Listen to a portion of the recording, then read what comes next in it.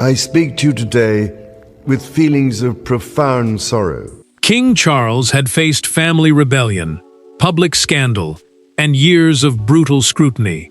But nothing prepared him for the document placed before him that morning. It carried the authority of his late mother and a command that reached directly into his marriage. Queen Elizabeth's secret decree was unmistakable. Camilla was to be denied permanent residential rights across every principal crown residence governed by its provisions. And Charles could not simply make the words disappear. Before we go deeper into what this really means for the royal family, make sure to subscribe so you don't miss a single update. Charles stared at the archival packet as the page was placed before him at Windsor Castle. A private secretary and crown legal advisor remained nearby, knowing this was no routine briefing. The confidential residential decree, a written instruction controlling who could hold lasting occupation rights in specified royal homes, named Windsor Castle, Buckingham Palace, Balmoral's principal apartments, and Sandringham's sovereign quarters. Then came the line that changed everything.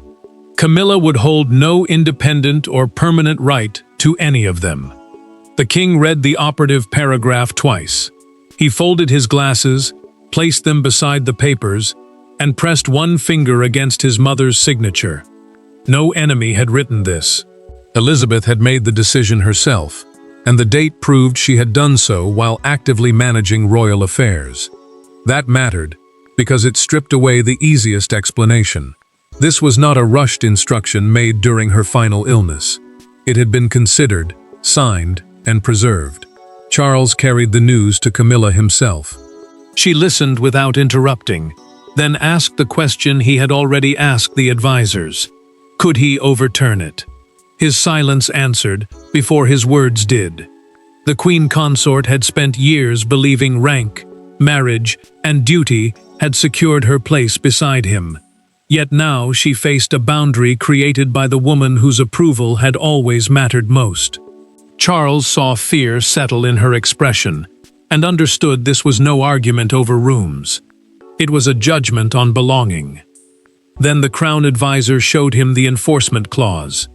A change of sovereign would not cancel the restriction. His accession had given him the throne, but it had not erased his mother's instruction. The monarch demanded to know why Elizabeth had gone so far, why she had separated his wife from the homes attached to the crown, and why the decision had been hidden until now. The answer would force Charles back into a part of his family history no one wanted reopened. To understand why Elizabeth drew such a hard boundary, he first had to confront what this decree threatened to take from both him and Camilla personally. For Camilla, the decree was not simply about stone walls, keys, or ceremonial apartments.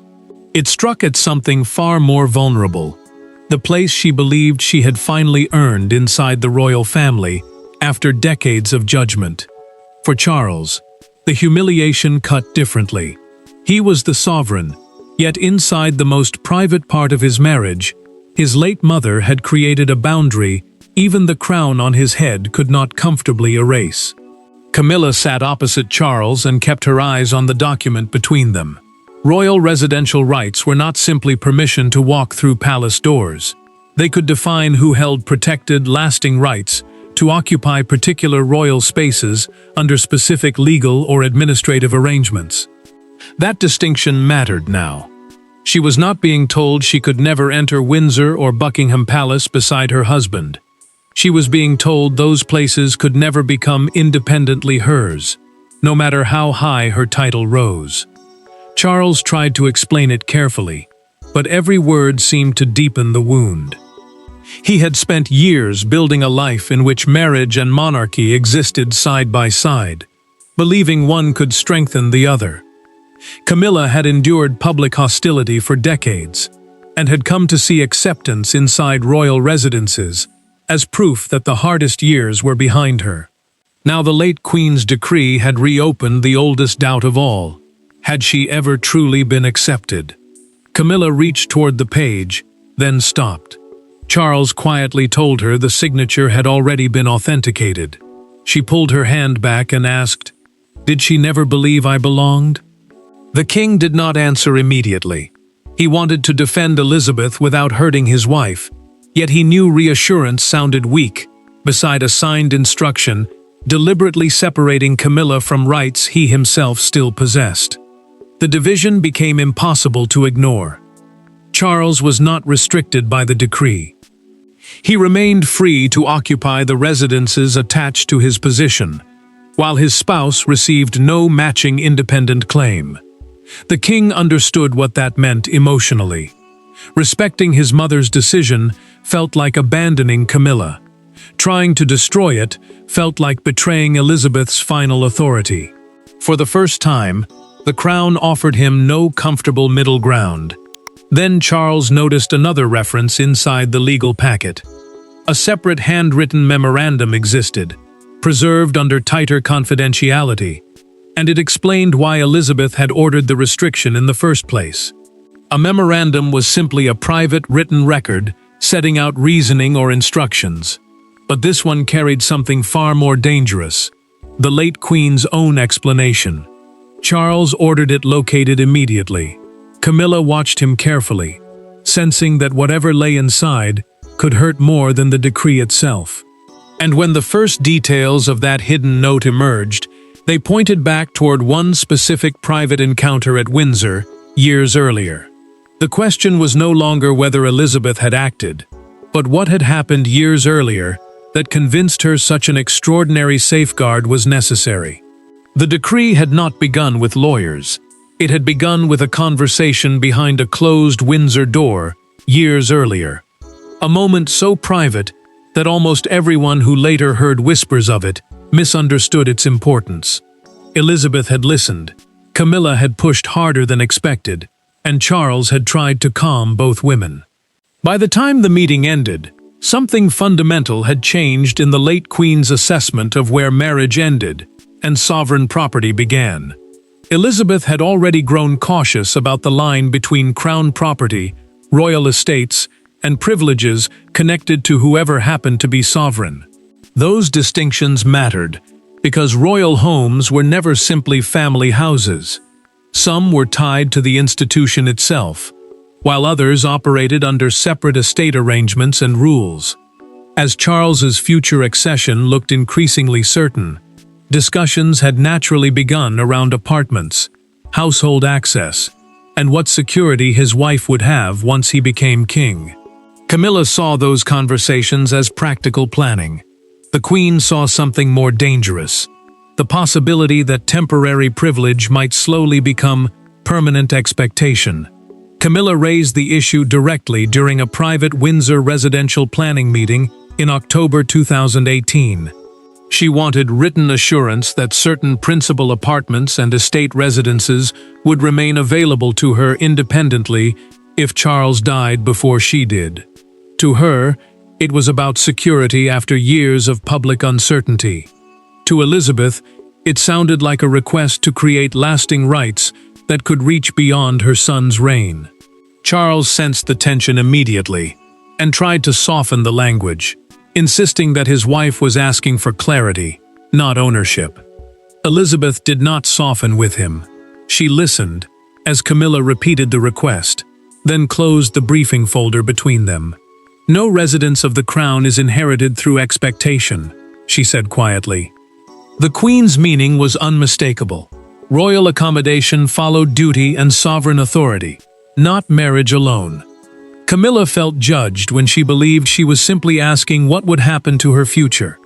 Charles tried again to bridge the distance, but his intervention only exposed how differently the two women understood the same question. The Queen acted after Camilla left.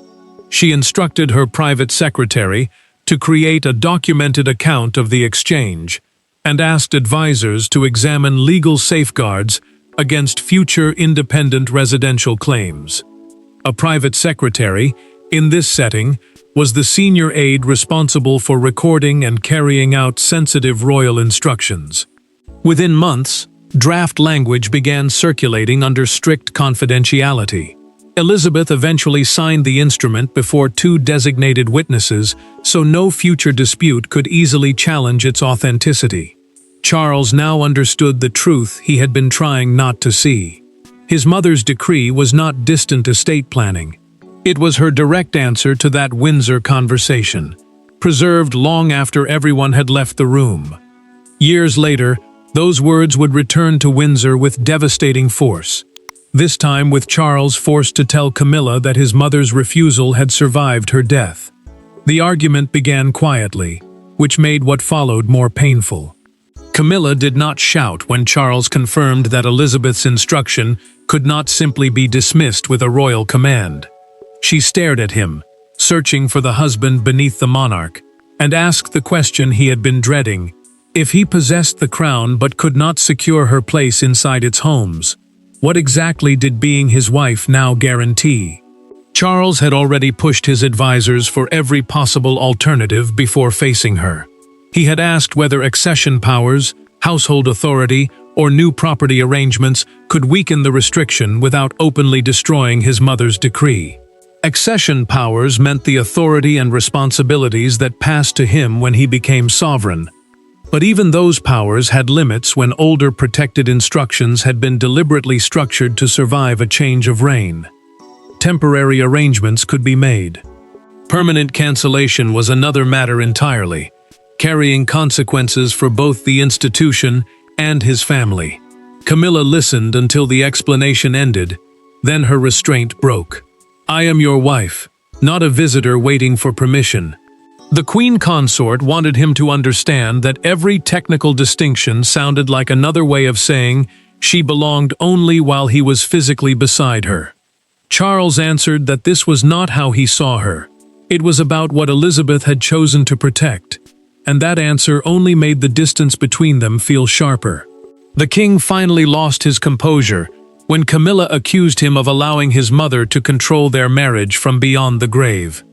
He pushed his chair back and told her he had spent much of his life caught between the two worlds they represented. Elizabeth had been more than his mother. She had embodied the duty he inherited. His wife had been the person with whom he had fought to build a private life, despite years of judgment. Now those loyalties had collided in a way neither could escape. Camilla stood, removed a residence key from her handbag, and placed it beside the decree. She asked whether it meant anything anymore. Charles did not reach for it. The silence hurt more than an argument, and she immediately demanded the one thing he had been avoiding: Elizabeth's handwritten memorandum. Charles refused at first. He admitted that the private note contained language so personal that once Camilla read it, there would be no way to take the words back. She did not soften. If his mother had judged her, she wanted that judgment unfiltered by officials, lawyers, or even her husband. Camilla told him withholding Elizabeth's words was now worse than revealing them. Charles knew she was forcing him toward the very document he had hoped never to place in her hands. But even their confrontation could not decide the outcome, because the authority protecting Elizabeth's decree rested with people Charles could influence, but could not simply command into pretending it never existed. A monarch may stand at the center of palace life, but even a king discovers limits when private wishes collide with protected instructions. Trustees, estate structures, and written commitments inherited from the reign before him. Charles entered the next meeting wanting options. Instead, he encountered something more unsettling. Officials who respected him completely, yet believed their duty required them to preserve the decision that was causing him such obvious pain. Charles turned first to the Royal Residential Trust Committee, the small body responsible for applying the protected occupancy arrangements attached to the residences named in the decree. The committee did not control the monarchy or outrank the sovereign. Its role was narrower, ensuring that specific property instructions were followed, according to the terms under which they had been created. That mattered, because Elizabeth had not left behind a suggestion. She had built a mechanism intended to survive personal pressure. The king looked directly at Sir Jonathan Hale and asked the question everyone knew was coming. Could his personal approval create a permanent exception for Camilla? Sir Jonathan hesitated, understanding that the answer would wound the man sitting across from him. Then he said it plainly. "No, Your Majesty." Hale explained that granting an independent permanent right would contradict the restriction Elizabeth had written into the instrument. Charles kept both hands flat against the table and did not respond immediately. William felt the weight of that silence. He had been asked to attend because any lasting residential claim could affect the freedom of a future sovereign to control royal property after accession. The prince understood why the issue mattered institutionally, but seeing his father forced to choose between family loyalty and inherited duty made the principle feel brutally personal. Charles glanced toward his son and saw something familiar there, the same burden of putting the crown ahead of private comfort. Sir Jonathan then revealed the clause that made the situation even tighter. Elizabeth had anticipated the possibility that a future monarch might personally ask administrators to weaken the restriction, and she had specifically instructed them not to alter it for that reason alone. Hale was not defying Charles. He was carrying out the safeguard exactly as the late Queen had designed it. Then came the narrow alternative. Camilla could still stay with Charles in rooms associated with him during his lifetime, where the administration permitted it, but she would gain no separate permanent claim of her own. The distinction sounded technical, yet the emotional meaning was stark. Her place remained connected to him, not independently secured beyond him. William understood the implication before anyone said it aloud. Charles did too. The real question was no longer whether Camilla would be thrown out immediately. It was what happened whenever the king was absent, and what would happen if she survived him. The legal distinction sounded technical inside the committee room, but outside it, the consequences became painfully physical almost immediately. The decree became real, not when another lawyer explained it, but when Camilla encountered its first practical consequence. A residence she had treated as part of the rhythm of royal life was suddenly being handled differently. Staff were polite. No one raised a voice. Yet the quiet removal of one assumption, one room, one key, one independent privilege, made the late Queen's decision feel more brutal than any public announcement could have done. Camilla arrived expecting the same familiar access she had used before, only to learn that the private Windsor suite could no longer be entered independently. Future stays would now be arranged through the king's household, meaning the staff responsible for managing Charles's official and personal accommodation. The change sounded small when spoken aloud, but it mattered, because her public position had not changed at all. She still stood beside him in royal life. Behind closed doors, however, the decree was separating rank from permanent residential entitlement. Camilla did not argue. She stood still, while an aide carefully explained that keys, overnight permissions, storage arrangements, and household records connected to her personal access were being reviewed. The Queen Consort understood immediately that this was not a single administrative adjustment. It was the beginning of a wider process. Balmoral, Buckingham Palace, and the designated Sandringham quarters were all being examined under the same instruction. Charles reacted differently when the news reached him. He demanded to know why the change had been implemented before he had the chance to prepare his wife himself. The king had accepted that his mother's decree carried force, but every new restriction now felt like a personal failure. He could defend Camilla publicly, stand beside her ceremonially, and offer reassurance in private. Yet he could not stop the machinery already moving around them. Camilla surprised everyone by refusing to challenge it. She instructed her staff not to confront the officials and began removing personal belongings from the suite herself. 2 framed family photographs were handed to an aide without comment. Then she paused, turned back, and collected a third she had almost left behind. The gesture said what she refused to speak aloud. If the rooms were no longer hers in any lasting sense, she would not pretend otherwise. The silence frightened Charles more than anger had. Camilla had argued with him before because some part of her still expected him to fight back. Now the Queen Consort seemed to be withdrawing from the battle entirely. and the king understood the danger. A legal boundary could be managed. Emotional distance was harder to reverse. Charles went looking for her before that distance became permanent. And when he finally found her away from secretaries, advisors, and legal language, the story shifted from royal authority to something far more fragile. A husband asking his wife not to retreat from him. There were no officials left to blame when Charles and Camilla finally sat alone. No committee papers, no constitutional phrases, no dead monarch whose authority could be debated from across a polished table. There was simply a husband, a wife, and the damage caused by a decision neither could pretend away. For the first time since the decree surfaced, Charles stopped searching for a loophole and began asking what loyalty would look like if the restriction remained.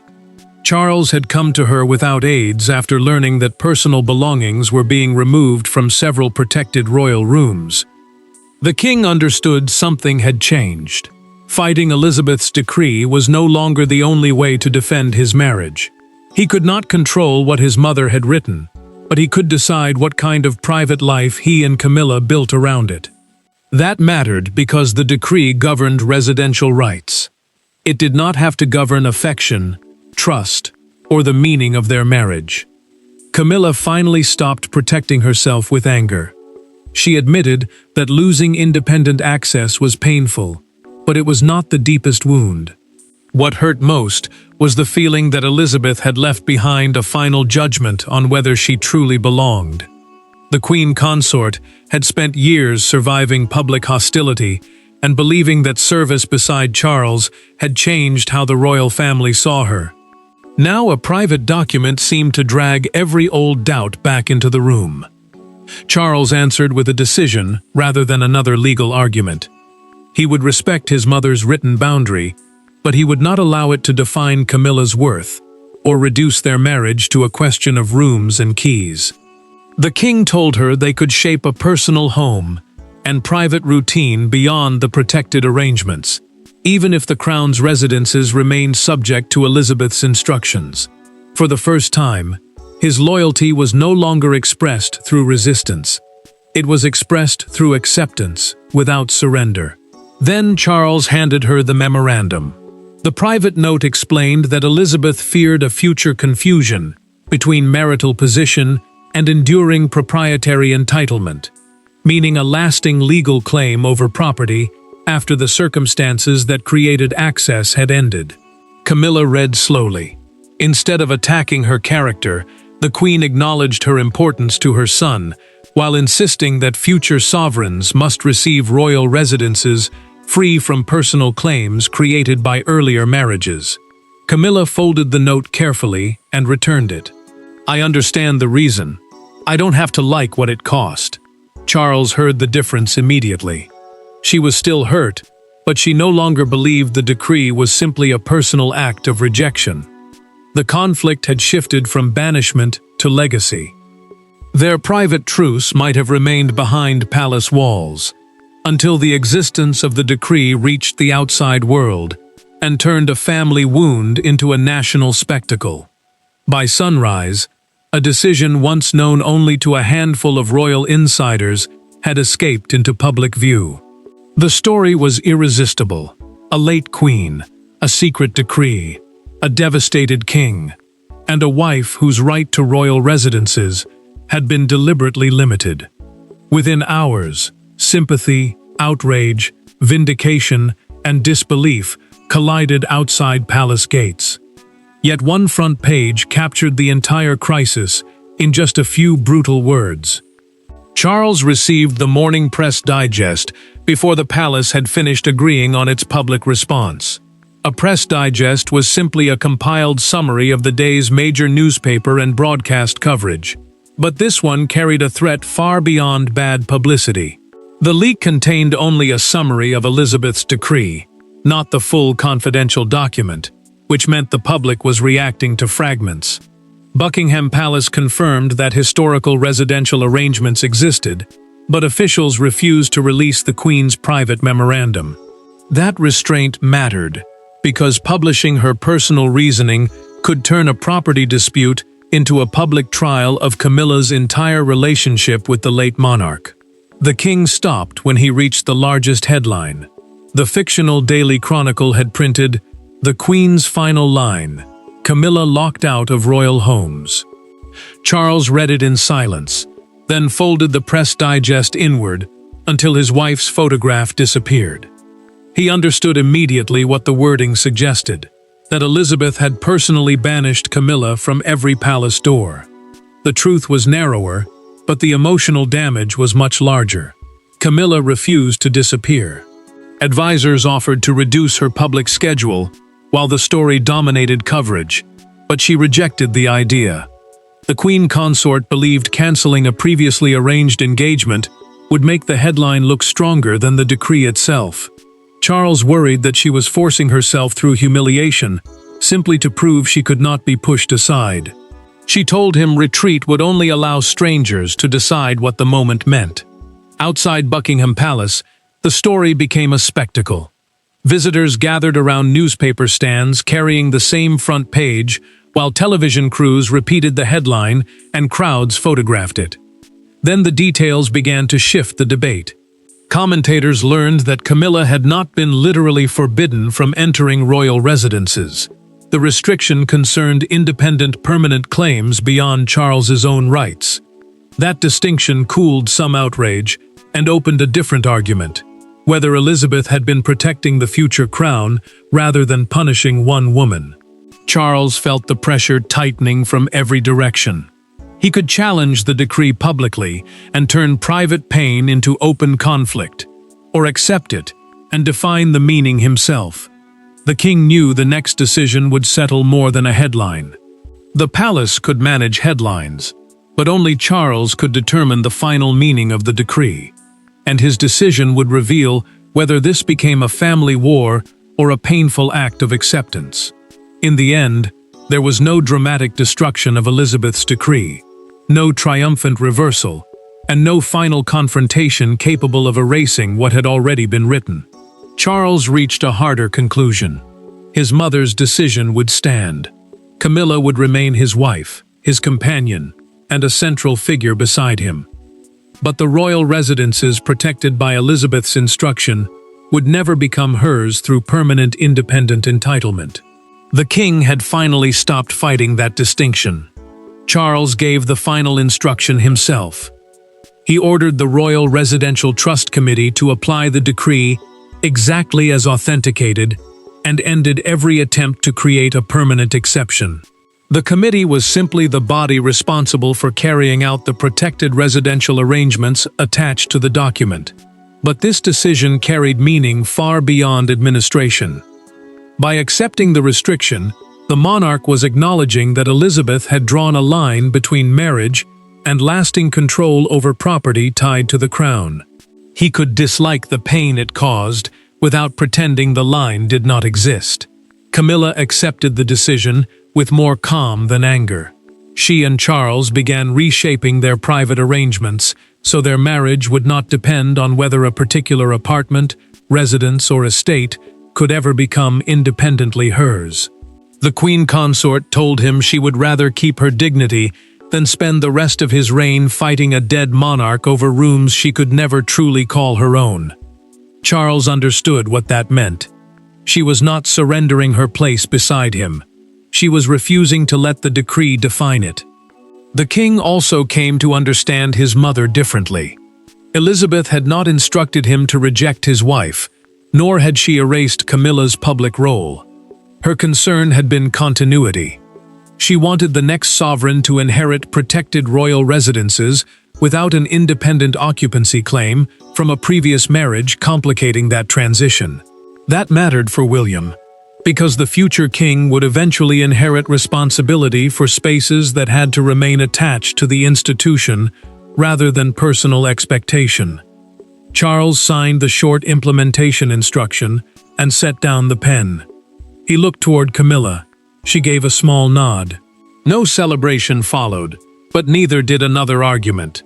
The moment ended the fight, because both of them had finally accepted the same truth from different directions. The decree had devastated Charles, because it forced him to choose between resisting his mother and disappointing his wife. His final answer was to do neither blindly. Elizabeth's boundary remained untouched, Camilla remained beside him, and the monarchy emerged with the distinction the late queen had intended permanently preserved. Thanks for watching. Please don't forget to like and subscribe, and we will see you in next one.